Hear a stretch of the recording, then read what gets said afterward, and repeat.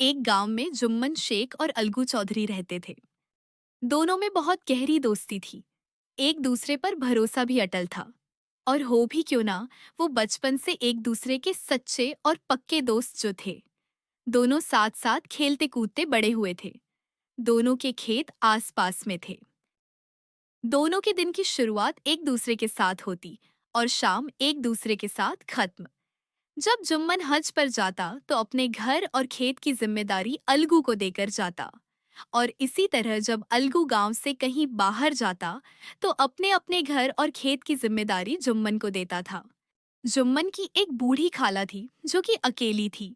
उनकी कोई संतान नहीं थी और उनके पति अब इस दुनिया में नहीं थे। उनके पास कुछ जायदाद थी। उनके नजदीक में जुम्मन के अलावा कोई रिश्तेदार भी नहीं था। जुम्मन उनसे रोज मिलने जाता और उनका ख्याल रखता। खाला ने सोचा कि जुम्मन उनका ख्याल रखेगा और जुम्मन ने भी अपनी खाला से बहुत बड़े बड़े वादे किए थे। खाला ने इन बड़े बड़े वादों में आकर अपनी सारी जायदाद जुम्मन का नाम कर दी। जिस दिन जायदाद जुम्मन के नाम हुई, उसके कुछ दिन के बाद से ही जुम्मन का बर्ताव बिल्कुल बदल गया। पहले जहाँ जुम्मन अपनी खाला को अच्छा खाना खिलाता था, वहीं अब उसको पेट भर खाना मिलना मुश्किल हो गया। वो जैसे तैसे अपने मन को समझाती कि हो सकता है कि जुम्मन को शायद अभी भी कुछ पैसों की तंगी हो, लेकिन हालत बद से बदतर होते जा रहे थे। अब तो जुम्मन की बीवी भी उसको खरी खोटी सुनाने लगी। एक एक दिन उसके लिए मुश्किल होता जा रहा था। एक दिन उसने सोचा कि जुम्मन से इस बारे में बात करेगी। उसने जुम्मन को बोला कि किस तरह उसकी पत्नी उसके साथ गलत व्यवहार करती है। उसने जुम्मन से शिकायत की, पर जुम्मन ने अपनी बीवी के मामले में रहने से इनकार कर दिया। खाला के पास अब सहने के सिवा कोई रास्ता नहीं था। वो अपने दिन जैसे तैसे रोध होकर बिताने लगी। अब उसके पास रास्ता भी क्या बचा था। लेकिन कुछ दिन बाद उसके लिए अब ये सब कुछ सहन करना असंभव हो गया। उसने एक दिन जुम्मन को बुलाकर बोला, बेटा, अब मैं तुम्हारे साथ मेरा अपना जीवन नहीं बिता सकती। तुम मुझे हर महीने पैसे दे दिया करो। मैं अपने खाने पीने का इंतजाम कर लूंगी। जुम्मन ने अपनी खाला की बात का जवाब बड़ी बेदर्दी के साथ देते हुए बोला, पैसे क्या पेड़ पर उगते हैं? मेरे पास तुम्हें देने के लिए कोई पैसे नहीं है। बेटा, मुझे अपने खाने और कपड़ों के लिए ज्यादा पैसों की जरूरत नहीं है। मैं अपना गुजरा थोड़े पैसों में ही कर लूंगी। जुम्मन ने बहुत बदतमीजी से मना कर दिया। जुम्मन की खाला जुम्मन का बर्ताव देखकर आश्चर्यचकित और दुखी हो गई। खाला ने जुम्मन से मजबूर होकर कहा कि अगर तुम मुझे पैसे नहीं दोगे तो मैं तुम्हारी शिकायत पंचायत में करूंगी। यह सुनकर जुम्मन घमंड से हंसने लगा। पंचायत में किसकी जीत होगी, इस विषय में जुम्मन को कुछ भी संदेह न था। आसपास के गांवों में ऐसा कौन था जो उसके अहसानों का ऋणी न हो। ऐसा कौन था जो उसको शत्रु बनाने का साहस कर सके। किसमें इतना बल था जो उसका सामना कर सके। आसमान के फरिश्ते तो पंचायत करने नहीं आएंगे। जुम्मन ने बोला। हाँ हाँ, कर दो पंचायत में मेरी शिकायत। मैं अब तुम्हें नहीं झेल सकता। मैं भी चाहता हूं कि तुमसे मेरा छुटकारा हो जाए। जुम्मन की खाला गांव के हर इंसान से मिली, सबको अपना दुखद्दा सुनाया, पर कोई उसे न्याय दिलाने को तैयार ही नहीं हो रहा था। शायद ही कोई कोई आदमी होगा जिसके सामने बुढ़िया ने दुख के आंसू न बहाए हों। किसी ने तो यूं ही ऊपरी मन से हूं हाँ करके टाल दिया और किसी ने इस अन्याय पर जमाने को गालियां दी। किसी ने कहा, कब्र में पांव लटके हुए हैं, आज मरो या कल, अब तुम्हें क्या चाहिए? रोटी खाओ और अल्लाह का नाम लो। ऐसे न्यायप्रिय दयालु लोग बहुत कम थे जिन्होंने उस अबला के दुखड़े को गौर से सुना हो और उसको सांत्वना दी हो। चारों ओर से घूम घाम कर बेचारी अलगू चौधरी के पास आई। उसे अपना दुखड़ा बताया और उससे हाथ जोड़कर बोली, बेटा, मैं पंचायत में अपनी फरियाद लेकर जा रही हूँ।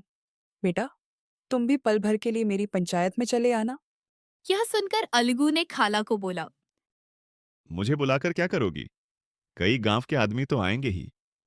बेटा, मैंने अपना दुखड़ा सबको सुनाया है और सबसे न्याय की फरियाद भी की है। बेटा, तुम भी जरूर आना। आप कहती हो तो आ जाऊंगा, मगर पंचायत में मुंह न खोलूंगा। खाला ने पूछा। क्यों बेटा? खाला, जुम्मन मेरा बहुत पुराना और सबसे अच्छा मित्र है। मैं उसके खिलाफ बोलकर उसके साथ दुश्मनी नहीं कर सकता। खाला ने उसे जवाब देते हुए बोला, बेटा, दुश्मनी के डर से ईमानदारी की बात नहीं करोगे, अपनी आत्मा की आवाज नहीं सुनोगे। अलगू इस सवाल का कोई उत्तर न दे सका, पर उसके हृदय में ये शब्द पूरी रात गूंजते रहे। अगले दिन शाम को गांव में पंचायत बैठी। शाम को एक एक करके लोग इकट्ठे होने लगे। जुम्मन का गांव में रुतबा था। जो भी लोग आते जुम्मन को सलाम करते। जुम्मन पूरे आत्मविश्वास के साथ अलगू के साथ बैठा हुआ था। जब गांव के सारे लोग आ गए तो पंचायत की कार्यवाही शुरू हुई। जब पंचायत बैठ गई तो सारे पंचों ने जुम्मन की खाला की।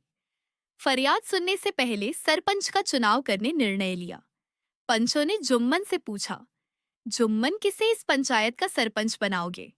इस बात पर जुम्मन और उसकी खाला में कुछ कहासुनी हो गई और जुम्मन की खाला बोली, पंच न किसी के दोस्त होते हैं, न किसी के दुश्मन। कैसी बात कहते हो? और तुम्हारा किसी पर विश्वास न हो तो जाने दो। अलगू चौधरी को तो मानते हो। लो, मैं उन्हीं को सरपंच बनती हूँ। जुम्मन शेख आनंद से फूल उठे, परंतु भावों को छिपाकर बोले, अलगू ही सही, मेरे लिए जैसे रामधन वैसे अलगू। अलगू इस झमेले में फंसना नहीं चाहते थे। वे कन्नी काटने लगे और बोले, खाला, तुम जानती हो कि मेरी जुम्मन से गाढ़ी दोस्ती है। खाला ने गंभीर स्वर में कहा, बेटा, दोस्ती के लिए कोई अपना ईमान नहीं बेचता। पंच के दिल में खुदा बसता है। पंचों के मुंह से जो बात निकलती है वह खुदा की तरफ से निकलती है। अलगू चौधरी सरपंच हुए। जुम्मन के दूसरे विरोधियों ने बुढ़िया को मन में बहुत कोसा। खाला ने पंचायत को अपनी सारी बात बताई। उन्होंने कहा, पंचो, आज 3 साल हुए मैंने अपनी सारी जायदाद जुम्मन के नाम लिख दी थी। इसे आप लोग जानते ही होंगे। जुम्मन ने मुझे रोटी कपड़ा देना कबूल किया। साल भर तो मैंने इसके साथ रो धोकर काटा, पर अब रात दिन का रोना नहीं सहा जाता। मुझे न पेट की रोटी मिलती है, न तन का कपड़ा। बेबस अकेली बुढ़िया हूँ, कोर्ट नहीं जा सकती। तुम्हारे सिवा और किसको अपना दुख सुनाऊं? तुम लोग जो उपाय निकाल दो उसी को मानूंगी। अगर मुझ में कोई गलती देखो तो मेरे मुंह पर थप्पड़ मारो। जुम्मन में बुराई देखो तो उसे समझाओ क्यों एक बुढ़िया की बददुआ लेता है। मैं पंचों का हुक्म सिर माथे पर चढ़ाऊंगी। अलगू चौधरी बोले, शेख जुम्मन, हम और तुम पुराने दोस्त हैं। जब काम पड़ा तुमने हमारी मदद की है और हम भी जो कुछ बन पड़ा तुम्हारी सेवा करते रहे हैं। मगर इस समय तुम और बूढ़ी खाला दोनों हमारी निगाह में बराबर हो। तुमको पंचों से जो कुछ अर्ज करनी हो करो। जुम्मन को पूरा विश्वास था कि अब बाजी मेरी है। अलगू यह सब दिखावे की बातें कर रहा है। अतएव शांतचित्त होकर बोले, पंचों, 3 साल हुए खालाजान ने अपनी जायदाद मेरे नाम कर दी थी। मैंने उन्हें खाना कपड़ा देना कबूल किया था। खुदा गवाह है, आज तक मैंने खालाजान को कोई तकलीफ नहीं दी। मैं उन्हें अपनी मां के समान समझता हूं। उनकी खिदमत करना मेरा फर्ज है। मगर औरतों में जरा अनबन रहती है, उसमें मेरा क्या बस है। खालाजान मुझसे महीने का खर्च अलग मांगती हैं। जायदाद जितनी है वह पंचों से छिपी नहीं। उससे इतना मुनाफा नहीं होता है कि महीने का खर्च दे सकूं। इसके अलावा पहले महीने के खर्च की कोई बात नहीं हुई थी। नहीं तो मैं भूलकर भी इस झमेले में न पड़ता। बस मुझे यही कहना है। आगे पंचो, जो फैसला चाहें करें। अलगू चौधरी को हमेशा कोर्ट में काम पड़ता था। वह पूरा कानूनी आदमी था। उसने जुम्मन से जिरह शुरू की। एक एक प्रश्न जुम्मन के हृदय पर हथौड़े की चोट की तरह पड़ता था। जुम्मन के दूसरे विरोधियों इन प्रश्नों पर मुग्ध हुए जाते थे। जुम्मन चकित थे कि अलगू को क्या हो गया। अभी यह अलगू मेरे साथ बैठा हुआ कैसी कैसी बातें कर रहा था। इतनी ही देर में ऐसी कायापलट हो गई कि मेरी जड़ खोदने पर तुला हुआ है। न मालूम कब की कसर यह निकाल रहा है। क्या इतने दिनों की दोस्ती कुछ भी काम ना आएगी? जुम्मन शेख तो इसी सोच में पड़े हुए थे कि इतने में अलगू ने फैसला सुनाया। जुम्मन शेख, पंचों ने इस मामले पर विचार किया। उन्हें यह नीति संगत मालूम होता है कि खाला जान को महीने का खर्च दिया जाए। हमारा विचार है कि खाला की जायदाद से इतना मुनाफा अवश्य होता है कि महीने का खर्च दिया जा सके। बस यही हमारा फैसला है। अगर जुम्मन को खर्च देना मंजूर न हो तो खालाजान की जायदाद की रजिस्ट्री जो जुम्मन के नाम है, उसे रद्द समझा जाए। यह फैसला सुनते ही जुम्मन सन्नाटे में आ गए। जो अपना मित्र हो वह शत्रु का व्यवहार करे और गले पर छुरी फेरे, इसे समय के हेर फेर के सिवा और क्या कहें। जिस पर पूरा भरोसा था उसने समय पड़ने पर धोखा दिया। ऐसे ही अवसरों पर झूठे सच्चे मित्रों की परीक्षा की जाती है। यही कलयुग की दोस्ती है। अगर लोग ऐसे कपटी धोखेबाज न होते तो देश में आपत्तियों का प्रकोप क्यों होता। अन्य पंच और गांव के लोग अलगू चौधरी की इस नीति परायणता की प्रशंसा जी खोलकर कर रहे थे। वे कहते थे, इसका नाम पंचायत है। दूध का दूध और पानी का पानी कर दिया। दोस्ती दोस्ती की जगह है, किंतु धर्म का पालन करना मुख्य है। ऐसे ही सत्यवादियों के बल पर पृथ्वी ठहरी है, नहीं तो वह कब की रसातल को चली जाती। इस फैसले ने अलगू और जुम्मन की दोस्ती की जड़ हिला दी। अब वे साथ साथ बातें करते नहीं दिखाई देते। इतना पुराना मित्रता रूपी वृक्ष सत्य का एक झोंका भी न सह सका।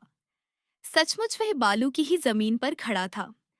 समय बीतता गया, लेकिन जुम्मन के मन में मित्र का धोखा हर समय खटकता रहता था। उसे हर घड़ी यही चिंता रहती थी कि किसी तरह बदला लेने का अवसर मिले। अच्छे कामों को पूरा होने में बड़ी देर लगती है, पर बुरे कामों में यह बात नहीं होती, वो जल्दी पूरे हो जाते हैं। जुम्मन को भी बदला लेने का अवसर जल्द ही मिल गया। पिछले साल अलगू चौधरी बैलों की एक बहुत अच्छी जोधी खरीद कर लाए थे। बैल सुंदर बड़े बड़े सींगों वाले थे। महीनों तक आसपास के गांव के लोग उन्हें देखने आते रहे। पर किस्मत में तो कुछ और ही लिखा था। कुछ दिनों के बाद इस जोड़ी का एक बैल मर गया। जुम्मन ने दोस्तों से कहा, यह दगाबाजी की सजा है। इंसान सब्र भले ही कर जाए, पर खुदा सब देखता है। अलगू को संदेह हुआ कि जुम्मन ने बैल को विष दिला दिया है।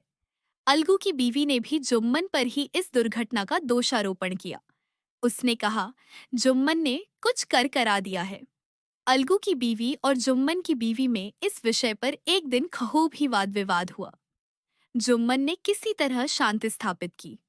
उन्होंने अपनी पत्नी को डांट डपट कर समझा दिया। उधर अलगू चौधरी ने भी अपनी पत्नी को समझा दिया। अब अकेला बैल किस काम का? अलगू ने सोचा। उसने उसी बैल के जैसा दूसरा बैल ढूंढने की बहुत कोशिश की, पर उसके जैसा दूसरा बैल न मिला। फिर अलगू ने निर्णय किया कि इसे बेच देना चाहिए। गांव में एक समझू साहू थे। वह बैलगाड़ी हाँकते थे। गांव के गुड़घी लाद कर मंडी ले जाते और मंडी से तेल नमक भर लाते और गांव में बेचते। इस बैल पर उनका मन आ गया। समझू साहू ने अलगू से बैल का सौदा कर लिया और उसे लाकर द्वार पर बांध ही दिया। समझू साहू ने महीने में दाम चुकाने का वादा किया। चौधरी को भी गर्ज थी ही, तो उसने भी घाटे की परवाह न की। समझू साहू ने नया बैल पाया तो लगे उसे रगेदने। वह दिन में 3-3 4-4 मंडी की चक्कर लगाने लगे। न चारे की फिक्र थी न पानी की, बस खेपों से काम था। मंडी ले गए, वहां कुछ सूखा भूसा सामने डाल दिया। बेचारा जानवर अभी दम भी न लेने पाया था कि फिर जोत दिया। अलगू चौधरी के घर था तो चैन की बंशी बजती थी। बैलराम कभी कभी खेत में जोते जाते थे। खूब उछलते कूदते और कोसों तक दौड़ते चले जाते थे। वहां बैलराम का खाना पानी पक्का था। साफ पानी, दली हुई अरहर की दाल और भूसे के साथ खली। और यही नहीं, कभी कभी घी का स्वाद भी चखने को मिल जाता था। शाम सवेरे एक आदमी उसे पोंछता और सहलाता था। कहाँ वह सुख चैन, कहाँ ये 8 पहर की मेहनत। महीने भर ही में वह पिस्सा गया। हड्डियां निकल आई थीं। एक दिन चौथी खेप में साहू जी ने दोगुना बोझ लाद दिया। दिन भर का थका जानवर, उसके पैर न उठते थे, पर साहू जी कोड़े फटकारने लगे। बस फिर क्या था, बैल कलेजा तोड़कर चला। कुछ दूर दौड़ा और चाहा कि जरा दम ले लूं, पर साहू जी को जल्द पहुंचने की फिक्र थी। उन्होंने कई कोड़े बड़ी निर्दयता से फटकारे। बैल ने एक बार फिर जोर लगाया, पर अब की बार शक्ति ने जवाब दे दिया। वह धरती पर गिर पड़ा और ऐसा गिरा कि फिर न उठा। साहू जी ने बहुत पीटा, टांग पकड़कर खींचा, नथनों में लकड़ी ठूंस दी, पर कहीं मृतक भी उठ सकता है। तब साहू जी को कुछ शक हुआ। उन्होंने बैल को गौर से देखा। उसे एहसास हुआ कि बैल मर गया है तो उसे खोलकर अलग कर दिया और सोचने लगे कि गाड़ी कैसे घर पहुंचे। साहू जी बहुत चीखे चिल्लाए, मदद के लिए आवाज दी, पर गांव के रास्ते शाम होते ही बंद हो जाते हैं। कोई नजर न आया। आसपास कोई गांव भी न था। क्रोध के मारे उन्होंने मरे हुए बैल पर और कोड़े लगाए और कोसने लगे। कई बोरे गुड़ और कई पीपे घी उन्होंने बेचा था। हजारों रुपए कमर में बंधे थे। इसके सिवा गाड़ी पर कई बोरे नमक के थे, इसलिए वो छोड़कर जा भी न सकते थे। लाचार बेचारे गाड़ी पर ही लेट गए। वहीं रात बिताने की ठान ली। साहू जी आधी रात तक नींद को बहलाते रहे, पर धीरे धीरे उनकी आंख लग गई। सुबह सूरज की पहली किरण से उनकी नींद टूटी और कमर पर हाथ रखा तो थैली गायब। घबराकर इधर उधर देखा तो कई कनस्तर तेल के भी गायब थे। अफसोस में बेचारे ने सिर पीट लिया और रोने लगे। जैसे तैसे वो रोते बिलखते घर पहुंचे। उनकी बीवी ने जब यह बुरी खबर सुनी तब पहले तो रोई, फिर अलगू चौधरी को गालियां देने लगी। निगोड़े ने ऐसा कुलच्छनी बैल दिया कि जन्म भर की कमाई लुट गई। इस घटना को हुए कई महीने बीत गए। अलगू जब अपने बैल के दाम मांगते तब साहू और सहुआइन दोनों ही झल्लाए हुए कुत्ते की तरह चढ़ बैठते और अंड-बंड बकने लगते। चौधरी के अशुभ चिंतकों की कमी न थी। ऐसे अवसरों पर वे भी एकत्र हो जाते और साहू जी के बर्राने की पुष्टि करते। परंतु 15,000 रुपए से इस तरह हाथ धो लेना आसान न था। एक बार वह भी गरम पड़े। साहू जी बिगड़कर लाठी ढूंढने घर में चले गए। शोरगुल सुनकर गांव के भले मानस जमा हो गए। उन्होंने दोनों को समझाया, साहू जी को दिलासा देकर घर से निकाला। वह परामर्श देने लगे कि इस तरह से काम न चलेगा। पंचायत कर लो, जो कुछ तय हो जाए उसे स्वीकार कर लो। साहू जी राजी हो गए। अलगू ने भी हामी भर ली। पंचायत की तैयारियां होने लगीं। दोनों पक्षों ने अपने अपने दल बनाने शुरू किए। इसके बाद तीसरे दिन उसी वृक्ष के नीचे पंचायत बैठी। वही संध्या का समय था। पंचायत बैठ गई तो रामधन मिश्र ने कहा, अब देरी क्या है? पंचों का चुनाव हो जाना चाहिए। बोलो चौधरी, किस किस को पंच बनाते हो? अलगू ने सरल मन और शांत भाव से कहा। समझू साहू ही चुन लें। समझू खड़े हुए और अकड़कर बोले। मेरी ओर से जुम्मन शेख। जुम्मन का नाम सुनते ही अलगू चौधरी का कलेजा धक धक करने लगा, मानो किसी ने अचानक थप्पड़ मार दिया हो। रामधन अलगू के मित्र थे। वह बात को ताड़ गए। पूछा, क्यों चौधरी, तुम्हें कोई हर्ज तो नहीं? नहीं, मुझे क्या हर्ज होगा। अपने उत्तरदायित्व का ज्ञान हमारे संकुचित व्यवहार में सुधार करता है। जब हम राह भूलकर भटकने लगते हैं, तब यही ज्ञान हमारा विश्वसनीय पथ प्रदर्शक बन जाता है। नवयुवक युवावस्था में कितना उद्दंड रहता है। माता पिता उसकी ओर से कितने चिंतित रहते हैं। वे उसे कुल कलंक समझते हैं। परंतु थोड़े ही समय में परिवार का बोझ सिर पर पड़ते ही वह अव्यवस्थित चित्त उन्मत्त युवक कितना धैर्यशील, कैसा शांत चित्त हो जाता है। यह भी उत्तरदायित्व के ज्ञान का फल है। जुम्मन शेख के मन में भी सरपंच का उच्च स्थान ग्रहण करते ही अपनी जिम्मेदारी का भाव पैदा हुआ। उसने सोचा, मैं इस वक्त न्याय और धर्म के सर्वोच्च आसन पर बैठा हूं। मेरे मुंह से इस समय जो कुछ निकलेगा वह देववाणी है, और देववाणी में मेरे मनोविकारों का अलगू चौधरी से बदला लेने के विचार का समावेश नहीं होना चाहिए।